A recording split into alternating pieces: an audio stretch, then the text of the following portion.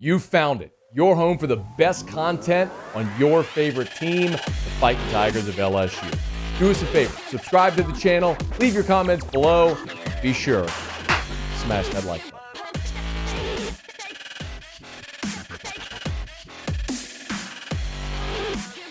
LSU football has its first post-spring defection. Pete Thamel, others today tweeted LSU defensive tackle Joe Evans has entered the transfer portal.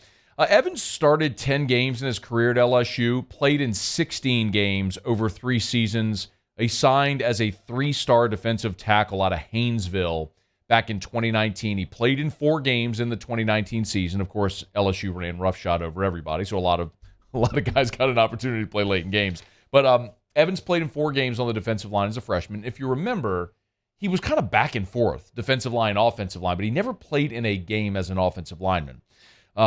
So he played in those 4 games his freshman year, played in the 2020 COVID year, and then this past season played in a handful of games before leaving the team. So he left the team, and then in February announced that he was going to return. Well, then he never went through spring, is not listed on the roster, and then today it's announced that he's entering the transfer portal.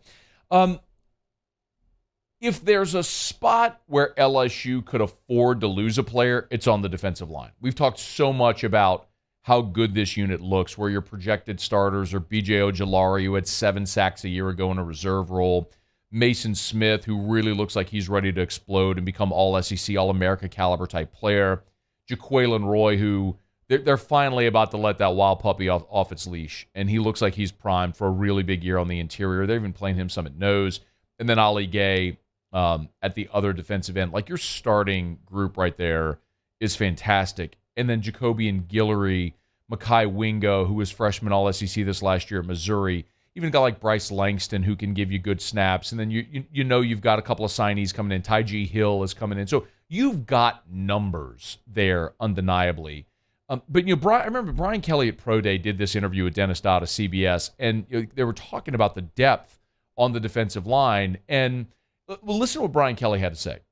You can't take anything for granted. We're in the SEC, and the SEC West there's great players and there's great recruiters, and we have to do a great job just to keep up with the proliferation of talent in this league. So we've got to work really hard at it. We've got some good players, but we got to continue to recruit to that front.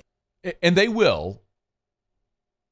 And he's right when he says you can't take anything for granted. And we've learned this because you're always a turned ankle, an injury, a defection away from having your depth affected. And it's not going to affect your front line, right? So Joseph Evans doesn't weaken LSU's starting defensive line. I mean, you still have Ojulari and Gay and Jaquelin Roy and Mason Smith. Like, you've still got that as your starting defensive line, and you feel really good about that unit as maybe being in the conversation for the best starting defensive line in the SEC.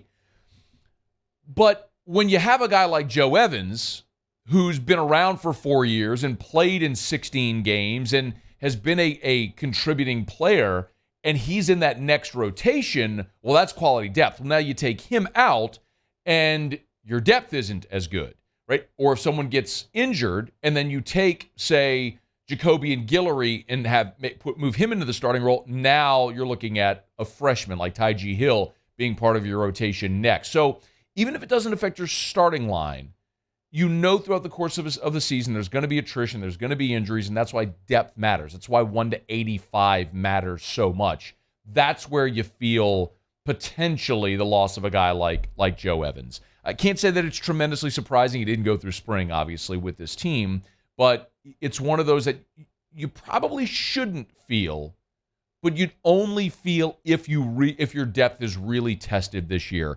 But the other thing too, Matt House, when he met with the media, talked about the depth on that defensive line, and even some young guys like Savion Jones and Quincy Wiggins, some guys that they really like that could give him meaningful snaps this year.